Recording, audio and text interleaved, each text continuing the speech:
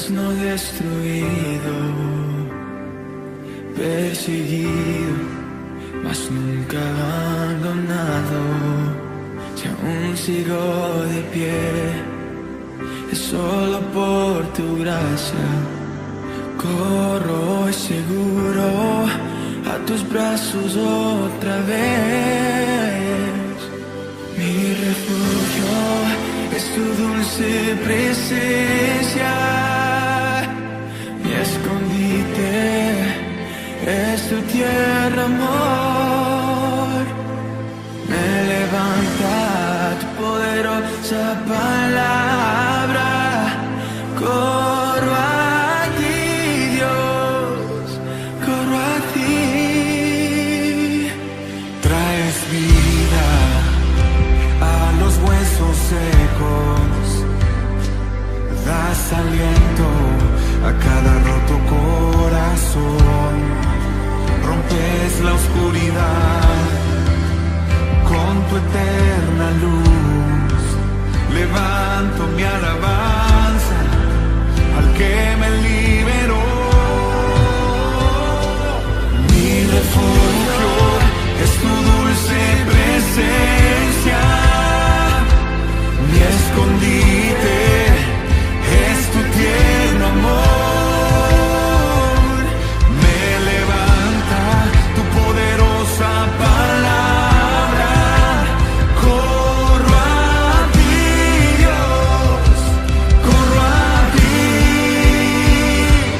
Mi refugio es tu dulce presencia, mi escondite es tu tierno amor. Me levanta tu poderosa palabra. Corro a ti, Dios, corro a ti.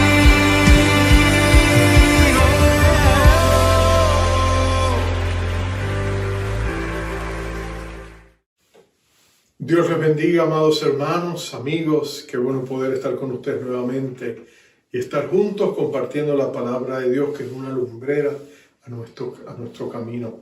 Estoy en el Salmo 90, escrito por Moisés, el hombre de Dios. Te invito a que lo busques, vamos a leerlo juntos, va a aparecer proyectado. El tema es: Dios es nuestro refugio eterno. Y lo precioso de todo es que no solamente Él es nuestro refugio, Él es mucho más. Y lo vamos a ver a la luz de este salmo. Te invito a leerlo, dice así. Moisés dice, oración de Moisés, varón de Dios. Señor, tú nos has sido refugio de generación en generación. Antes que naciesen los montes y formases la tierra y el mundo, desde el siglo hasta el siglo, tú eres Dios. Vuelves al hombre hasta ser quebrantado y dice, convertíos, hijos de los hombres, porque 1000 años delante de tus ojos son como el día de ayer que pasó y como una de las vigilias de la noche. Los arrebatas como con un torrente de agua, son como sueño, como la hierba que crece en la mañana florece y crece, a la tarde es cortada y se seca. Porque con tu furor somos consumidos y con tu ira somos turbados. Pusiste nuestras maldades delante de ti, nuestros yerros a la luz de tu rostro, porque todos nuestros días declinan a causa de tu ira. Acabamos nuestros años como un pensamiento. Los días de nuestra edad son 70 años y si en lo más robustos son 80 años. Con todo, su fortaleza es molestia y trabajo. Porque pronto pasan y volamos. ¿Y quién conoce el poder de tu ira y tu indignación, según que debe ser temido? Enséñanos de tal modo a contar nuestros días, que traigamos al corazón sabiduría. Vuélvete, oh Jehová, ¿hasta cuándo? Y aplácate para con tus siervos. De mañana sácianos de tu misericordia y cantaremos y nos alegraremos todos nuestros días. Alégranos conforme a los días que nos afligiste y los años en que vimos el mal. Aparezca en tus siervos tu obra y tu gloria sobre sus hijos. Sea la luz de Jehová nuestro Dios sobre nosotros y la obra de nuestras manos confirma sobre nosotros. Sí, la obra de nuestras manos confirma. Vamos a orar y vamos a pedir la bendición de Dios. Padre amado, mira a la persona amada que está escuchando este mensaje. Oh Dios, hazte manifiesto en su presencia, que Él siente el abrigo de tu amor y el deseo tuyo de bendecirle a través de tu palabra. Porque tu palabra, Señor, es nuestro refugio y nuestro amparo. Es el lugar donde encontramos fortaleza, donde recibimos nuevos bríos para enfrentar la vida. De ella somos consolados, somos bendecidos. Tu palabra es poderosa, tiene vida, tiene poder. Así que úsala hoy para tocar nuestros corazones y darnos vientos alicios de esperanza, de fortaleza y de fe. Invigorízanos por medio de tu palabra, y en estos días difíciles en que estamos viviendo, danos la fuerza y el poder y la unción en Cristo para poderlos enfrentar con tu palabra en nuestros labios, la fe en nuestros corazones y la mirada puesta en ti. En Cristo Jesús te lo pedimos, te damos gracias, Padre. Amén, amén y amén. La vida es una jornada y vivir sin Dios es una existencia pesimista. Yo descubrí eso cuando era un estudiante en la universidad de mi país.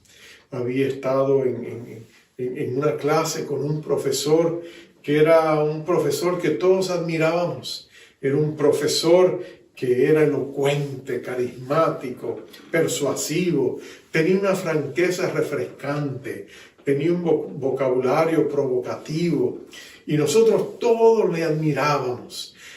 Por supuesto, también estaba el otro lado. Él era de corte marxista, leninista, tenía convicciones políticas. Pero cuando tú estás en la universidad, tú cometes el error de pensar de que tú tienes la capacidad de escuchar a todos y comprar las ideas y que no va a tener ningún costo. Pero yo recuerdo una vez de este admirado profesor, por quien teníamos una gran simpatía. Yo recuerdo un sábado en la mañana que nos fuimos a estudiar con un grupo de compañeros a la biblioteca del recinto universitario. Saliendo pasábamos por las oficinas del departamento de la Facultad de Humanidades. Y de pronto yo, a través de las ventanas, de las puertas de vidrio, noté su oficina con la puerta abierta, la luz encendida. Y dije, me quise saludarle, entré y empezamos una conversación. Y la conversación era amena, por supuesto, hablar con él era un sentirse importante, era una persona cautivadora, su intelecto, su manera de hablar, su conocimiento. Éramos fácilmente impresionables. Pero por alguna razón la conversación tomó un giro donde él comenzó a abrir su corazón. Y yo era apenas un joven universitario. Pero él comenzó a hablar del sinsentido de la vida, cómo sus convicciones ateas le habían llevado a un punto donde él se preguntaba, ¿para qué la vida tiene sentido? Y de manera nihilista él se preguntaba, ¿para qué vivir la vida? Si al final termina la vida y todo se fuma y no queda nada. Yo le escuchaba y de pronto noté como si una nube negra viniera sobre él, y de pronto como si una profunda depresión, sus ojos se humedecieron, y por primera vez yo vi un vislumbre de lo que era la vida sin esperanza. Detrás de aquella gran fachada de elocuencia y lo carismático que él era, el carisma que tenía, yo empecé a darme cuenta de que habían vacíos muy profundos en su corazón. Al final nos despedimos y yo salí de allí con una fuerte convicción. Yo no era cristiano en ese tiempo, no había conocido a Cristo, pero yo salí de la convicción de que yo me dije a mí mismo, oh Dios, ayúdame, porque cuando yo llegue al punto que Él esté en su vida, yo no quiero encontrarme en esa celda angosta y mezquina de no tener esperanza. Él me ayudó a pensar que realmente tenía que haber algo mejor y que yo debería buscarlo. Algunas personas piensan, se conocen como teístas. Ellos ven a Dios como un gran relojero que le dio cuerda al universo y lo dejó corriendo y se fue y nos abandonó y salió del cuarto de nuestra existencia a otras cosas, a otros asuntos, pero que Él no está inmerso en nuestras situaciones, no está consciente de nuestras desdichas, y si lo está, no le importa. Pero ese no es nuestro Dios. Y Moisés lo va a presentar de una manera clara. Él va a recordarnos de que Dios ha sido nuestro refugio por generaciones. Él va a recordarnos de que Dios es el refugio eterno de aquellos que en Él confían. De hecho, yo quisiera que en este pasaje miráramos brevemente 3 regalos que Dios nos da en la existencia humana, en nuestra manera de vivir, en esta jornada que llevamos, que llamamos vida. 3 regalos que Dios nos ofrece para ayudarnos a caminar con Él. Para que descubramos que la vida sí puede tener sentido, sí puede tener propósito.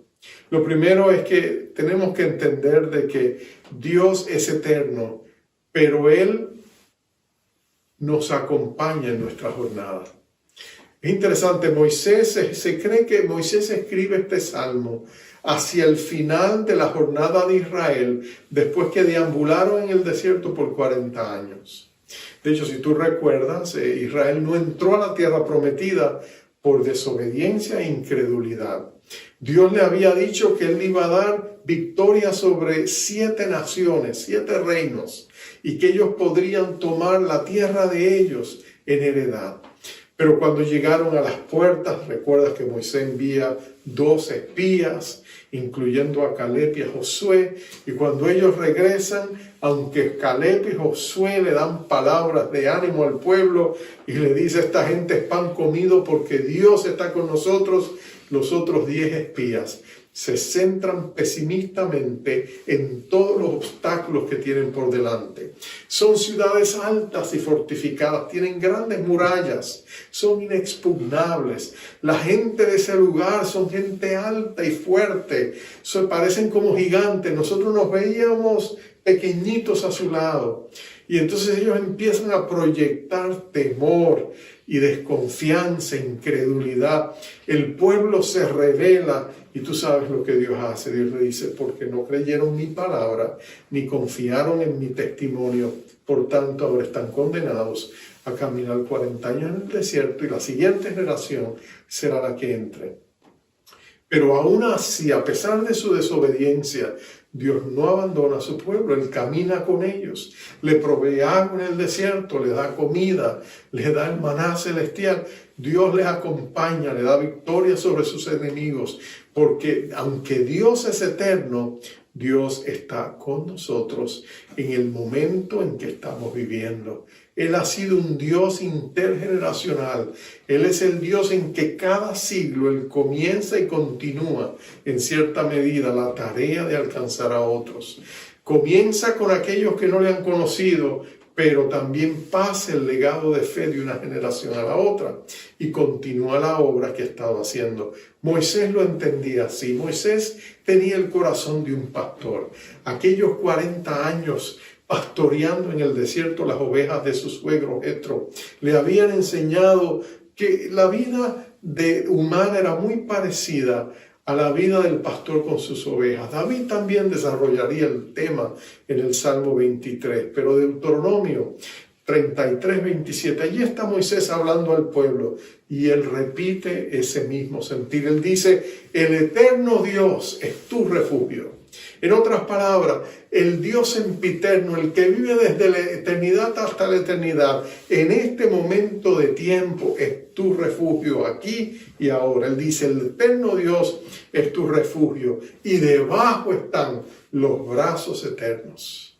Y esa expresión debajo, acá abajo o debajo están los brazos eternos, es una expresión bien pastoral, porque las ovejas entendían lo que era ser llevada sobre los brazos de su pastor, que estaban debajo de ellas. Cuando una oveja era pequeña y había que cruzar un río y la madre estaba preocupada, los pastores tomaban a las ovejitas en sus brazos y las cruzaban al otro lado para que las madres les siguieran. Cuando había una oveja perdida, cansada, quizás afligida, quizás casi deshidratada, el pastor la recogía en sus brazos. A veces se la echaba sobre el hombro y la cargaba. Los brazos del pastor eran conocidos por ellos. Y por eso él dice, el Dios eterno es tu refugio y debajo de ti están los brazos del buen pastor, los brazos eternos del Dios Todopoderoso que no te abandona. Que aunque Él es el Dios de la eternidad, es el Dios que se hace presente aquí y ahora. Nuestra vida puede ser corta y transitoria, y Moisés va a hablar precisamente de eso. Él nos va a recordar que aunque Dios siempre está con nosotros, nuestras vidas son cortas, pero también Él nos recuerda que aún en la largura de nuestros días, Dios está ahí para ayudarnos. Jesucristo, que vino a revelarnos el corazón de Dios, así como a redimirnos en la cruz del Calvario, a perdonar nuestros pecados y a darnos vida eterna. Él nos recordaba que la tarea pastoral de Dios siempre es constante.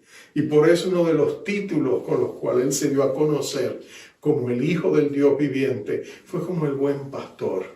El buen pastor que cuida sus ovejas. El buen pastor que era la misma puerta del redil de las ovejas cuando Él se paraba para dejarlas pasar o no dejar que se escaparan. Que Él era el buen pastor que dejaba las 99 para salir a buscar a la perdida. Que el Dios eterno, Jesucristo mismo, el Dios eterno, se hizo carne y habitó entre nosotros para traernos la promesa de la vida eterna. La promesa de esa vida que es abundante, no solamente en largura, sino también en calidad. Eso es lo que Dios nos promete. Y vivir en este mundo, si nos conectamos con Dios, es vivir bajo la sombra de la eternidad y de la omnipotencia de un Dios que nos ama. Un Dios personal que como el buen pastor conoce a cada oveja por nombre. Es interesante que el pastor conoce realmente a cada una de sus ovejas y ellas conocen su voz. Y lo que Él nos está diciendo es que nuestro Dios, el gran y eterno Dios, está con nosotros en nuestras vidas y en nuestra generación. Pero es importante que nosotros entendamos que en la transitoriedad de nuestras vidas es importante conectarnos con Dios, porque la vida se va rápidamente. La vida se va fácilmente. Yo recuerdo mis hijos cuando eran pequeños y lo impaciente que eras. Y cuando íbamos manejando en el auto siempre estaban preguntando, ¿ya llegamos? ¿Cuándo vamos a llegar? ¿Estamos ahí ya? ¿Llegamos? Y nosotros no, tienen que ser pacientes. Para ellos 1 minuto pareció una eternidad. La impaciencia era constante. Querían llegar al lugar donde íbamos. Ahora, por supuesto, ya son jóvenes adultos y ahora el tiempo es rápido. Mis hijos me dicen, ¿dónde se me fue el día? Estuve trabajando todo el día se fue así, estuve tan ocupada, me dice mi hija. O mi hijo me dice, papá, no tengo tiempo para tantas cosas que quiero hacer, porque es que la vida de pronto nos despierta a la realidad de que la vida es rápida, la vida es ligera. Y tenemos que estar conscientes de eso. Si no, se nos va como agua entre los dedos y no tomamos las decisiones más importantes que tienen todo que ver con la eternidad. Recuerdo un centro comercial que está cerca aquí en nuestra ciudad. Es un centro comercial que durante la época navideña hacen en la gran plaza del centro comercial con los techos altos. Ellos hacen una espectacular demostración y celebran la Navidad poniendo todo tipo de decoraciones, figuras electrónicas. Y cuando tú tomas, porque en el mismo corazón del centro comercial hay unas grandes escaleras eléctricas. Y cuando tú vas subiendo, vas de espalda a todo lo que está pasando. Pero cuando tú vienes bajando, tú empiezas a mirar desde el techo todas las diferentes decoraciones, las diferentes escenas que ellos ponen en lugares estratégicos y tú te quedas anodado porque el lugar es tan inmenso y te arropa la curiosidad de ver todo lo que está pasando. Y a mí me ha pasado y he visto a muchos que le ha pasado que siguen mirándolo todo y no se dan cuenta que van descendiendo. Y de pronto, al final, se tropiezan con el último, cuando llegan al lugar, al piso, en vez de saltar el escalón y poder caminar, ellos de pronto se tropiezan porque en su descuido no se dieron cuenta que habían bajado tan vertiginosamente. Bueno, así a veces es la vida. De pronto nos sorprende la rapidez con que la vida se ha ido. Y de pronto nos damos cuenta de que nuestros sueños quedaron atrás y las decisiones más importantes no las hemos tomado. Pero lo precioso es que en Jesucristo Él nos prepara para el viaje. Aquellos que viven sin pensar en el mañana, Él nos dice que es importante, dice el salmista, es importante que aprendamos a contar nuestros días con sabiduría para que sepamos el momento donde estamos en esta jornada. Porque tenemos que prepararnos para la eternidad. ¿Qué persona que va de viaje no se prepara? Hace sus maletas, se asegura que tiene los boletos electrónicos o de la manera que sea, se asegura que tiene su pasaporte si lo necesita para su viaje, hace todos los preparativos, si va a visitar un lugar donde va a haber familiares, compra regalos, hace todo lo que tiene que hacer, sale para el aeropuerto a la hora indicada porque sabe que no puede retrasarse, hace todo lo debido con tal de llegar a ese lugar. Pero ¿sabes qué? Nosotros no hacemos lo mismo cuando se trata de la eternidad, lo cual es irónico porque en la eternidad vamos a pasar el resto de nuestros días. Podemos pasarlo en un cielo de esplendor y gloria, o triste y trágicamente podemos pasarlo separado de Dios y de todo lo bueno que solo lo encuentras en su presencia. La Biblia habla de un infierno de fuego y la eternidad está en juego y nosotros tenemos que prepararnos para tomar el camino correcto. Entonces, ¿cómo lo hacemos? Mira lo que el salmista dice. Él pide que en medio de esta jornada difícil que Moisés vivió con su pueblo, 40 años donde él vio gente morir, donde él vio toda una generación caerse y ser enterrada en el desierto y una nueva generación emerger, donde Moisés capturó la esencia de que la vida era transitoria, de que la mayoría de la gente vivía 70 años a los más 80, pero tarde o temprano la vida era tronchada y se acababa.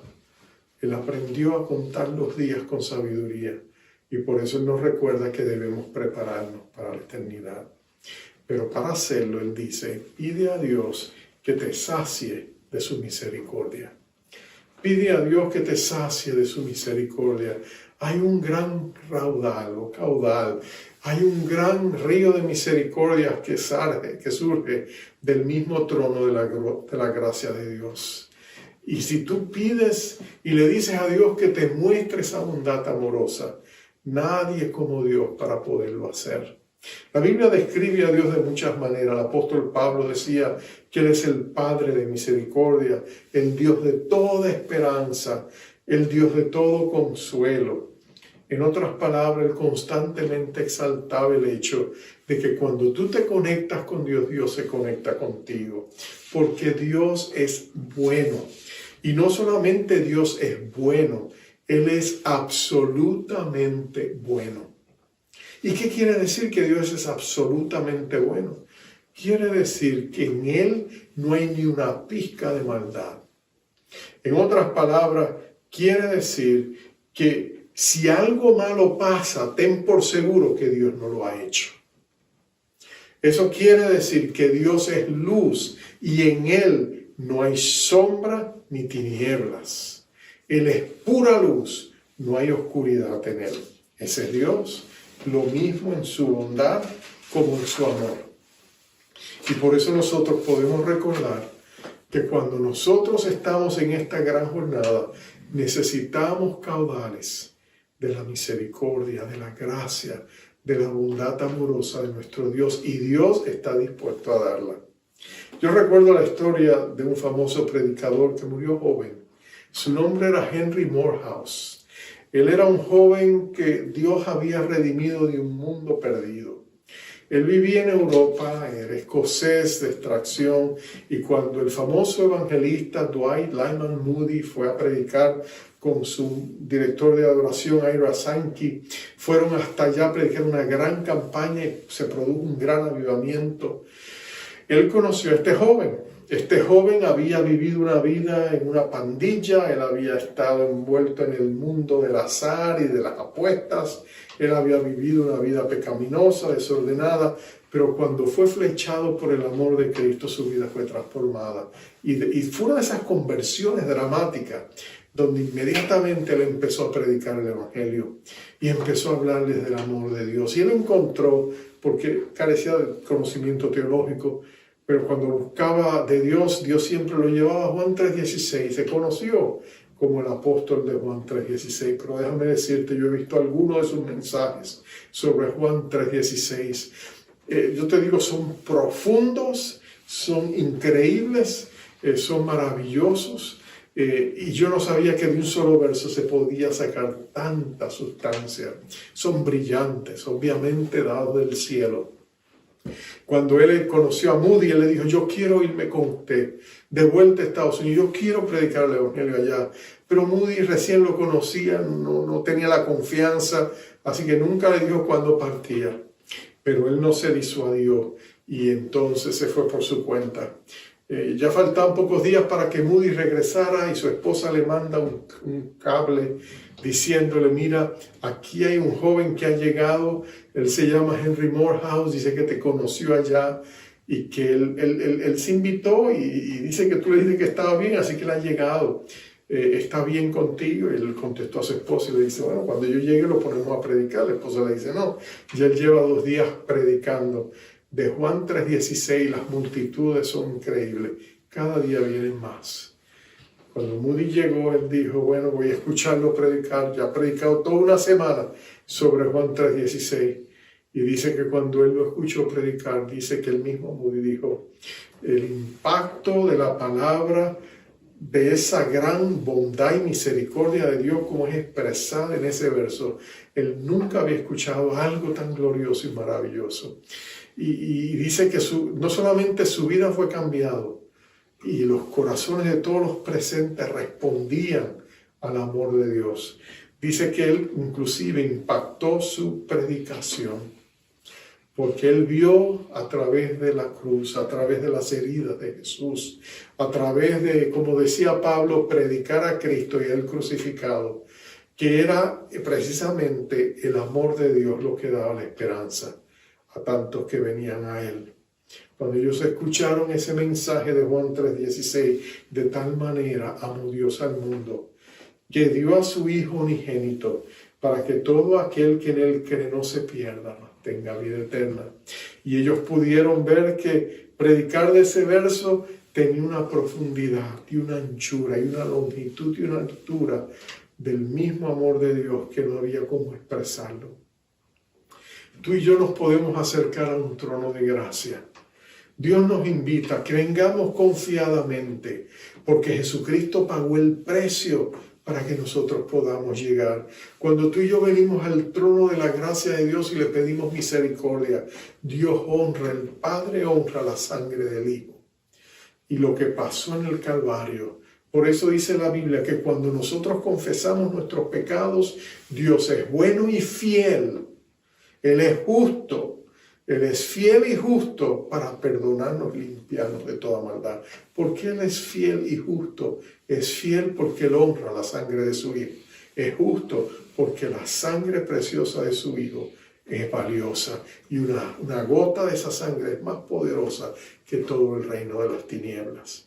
Así que cuando tú y yo venimos, no importa los pecados que hayamos cometido, y venimos al trono de la gracia de Dios, allí encontramos gracia divina y encontramos que Dios está interesado en ayudarnos a vivir esta jornada con su misericordia.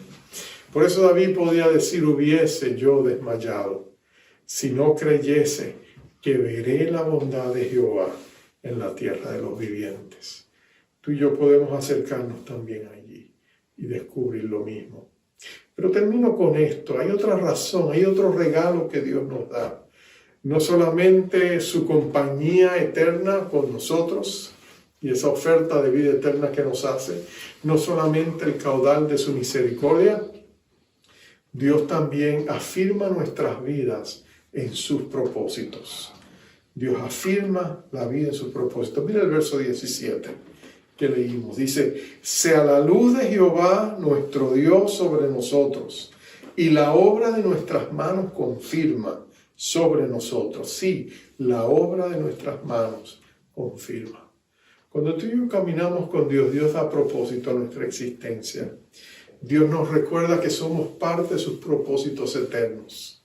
Dios nos recuerda que nuestras circunstancias individuales no están aisladas de la cadena de acciones que Dios ha tomado en su quehacer desde la eternidad hasta la eternidad, que quedamos engarzados en sus propósitos y llegamos a ser parte de su reino, y nuestras vidas como piedras preciosas llegan a ser parte de un gran mosaico, una catedral de vidas, de piedras preciosas y vivas que Dios está edificando. Eso es la iglesia, eso es el reino de Dios.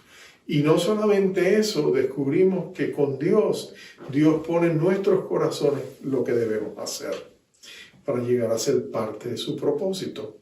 Pablo lo pone de esta manera cuando estaba escribiendo. Él dice, porque somos hechura suya, creación suya. La palabra habla de una obra de arte. Dice, somos hechura suya, creados en Cristo Jesús, para buenas obras que Él, Dios, preparó de antemano para que nosotros anduviésemos en ellas. En otras palabras, hay cosas que Dios quiere que hagamos por Él. Pero no solamente por Él, sino con Él. Y cuando estamos conectados con Él, Dios presenta en nuestras vidas lo que debemos hacer. Hablaba recientemente con una joven. Ella me contaba que había ido al salón de belleza, también es peluquería, y es donde su esposo se corta el cabello, y estaban allí. Ella es una joven que trabaja allí, y ella se acercó a ella y la miró, y la muchacha se veía entusiasta, se veía alegre, estaba riéndose con las personas que estaba atendiendo. Pero cuando ella le miró, por alguna razón que ella no pudo explicar, ella sintió una gran tristeza y sintió una voz que le dijo, mira, ella está muy triste. Entonces ella se acercó a la joven y le dice, ¿por qué tú estás tan triste? Y todos miraron a la joven como si no estuviera bien en sus cabales. Ella le dijo, pero yo triste, yo no estoy triste, no. Y ahí de pronto, ella dijo, no, tú estás triste, yo no sé, estoy orando por ti. Y siguió la conversación y no sucedió nada. Finalmente ellos se despidieron, se fueron, pero más tarde esta joven le escribió un texto a la muchacha que trabajaba allí. Y le dijo, mira, yo quiero que sepas que yo sentí que tú estabas triste, y le dio palabras de aliento, de esperanza, de fortaleza. Le dijo, tú eres creyente, Dios está contigo. Y le describió escenas que ella sintió que Dios le dijo, debes decirle. Y ella le dijo, y al rato ella recibió un texto con estas palabras. Le decía en sustancia, en esencia, le decía, mira, yo he tratado de encubrir y esconder mi dolor, y ni siquiera mi madre se ha dado cuenta. Pero de pronto tú llegaste y lo viste, y yo no me explicaba por qué. Me sentí que en una situación embarazosa te sentía que tenía que esconderlo para seguir aparentando, pero sí, tú tocaste un nervio. Y le contó ella, su esposo perdió a su esposo durante COVID, pero está viviendo con la familia de su esposo. Siente las presiones y las decisiones que ella siente que tiene que tomar, pero no tiene la libertad de tomarlas porque toda la familia las toma por ella. Y estaba pasando toda una serie de circunstancias adversas, y ella no sabía cómo responder, y ella sentía que se podía esconder y sufrir a sola. Pero Dios le mostró a esa joven lo que había en el corazón de ella para tirarle un salvavidas de esperanza. Y esa joven, porque escuchó la voz de Dios y obedeció, de pronto se encontró en una posición favorecida, donde podía hacer una diferencia en la vida de esta persona, porque el Señor le amaba y quería tocar su corazón. Así hace Dios cuando nosotros nos disponemos para servirle. Cuando nosotros dejamos que Dios afirme su quehacer en nuestras vidas. Moisés había servido al pueblo de Israel por largos años. Estaba llegando al ocaso de su vida misma, pero él sabía que el Dios eterno continuaría la faena. Y lo único que él pedía era que el Señor confirmara la obra de sus manos, la firmara y le diera un legado futuro y la confirmara en los días por venir. Bueno, tu vida y mi vida puede estar llena de incertidumbre. Quizás ahora mismo puedes estar pasando por momentos difíciles, quizás hasta por momentos amargos. Quizás estás luchando con la ansiedad, con el temor, con no saber a ciencia cierta qué depara el futuro para ti. Quizás hay decisiones que tomar y no estás seguro de cuál sendero tomar. O quizás sencillamente sientes el peso de todo lo que hemos vivido y te sientes abrumado en un estado donde no quieres hacer nada, ni tomar decisiones, ni accionar. Pero yo te invito en esta hora, ven a Jesús, ábrele tu corazón. Él se especializa precisamente en ser nuestro refugio eterno. Y si tú vienes a Él, vas a descubrir que Él es fiel, Él es verdadero y Él es poderoso para ayudarte. Vamos a orar. Padre amado, quizás algunos de nosotros en este momento sintamos que hemos arado en el mar, que hemos desperdiciado nuestros esfuerzos. Miramos las cosas que nos rodean y decimos, mira, cada situación, cada circunstancia, pareciera que mis esfuerzos han sido en vanos. Sentimos que estamos en el desierto. Sentimos que nunca entraremos en esa tierra prometida. Oh Señor, no permitas que la desesperanza nos gane la carrera. Recuérdanos que tú eres nuestro refugio eterno, que tú eres un Dios cumplidor de pactos y de promesas, que tú eres absolutamente bueno y estás a nuestro favor, que tú anhelas usar nuestras vidas para llenarlas de poder y bendecir a los demás, que tú deseas que nosotros tengamos la seguridad de tu presencia, de tu poder, de tu protección, de tu provisión, de tu paz. Oh Dios, ministranos en esta hora y ayuda a que cada uno de nosotros pueda declarar, oh Señor, tú eres mi refugio eterno. Que podamos mirar al pasado tu fidelidad y proyectarnos al futuro sabiendo que el Dios de nuestros ayeres, el Dios de nuestro presente, será también el Dios de nuestro porvenir. Señor, somos personas con destino y vamos a llegar allí porque aquel que comenzó en nosotros la buena obra la va a perfeccionar hasta el día del regreso de nuestro Rey de Gloria, nuestro amado Salvador, el Señor Jesucristo.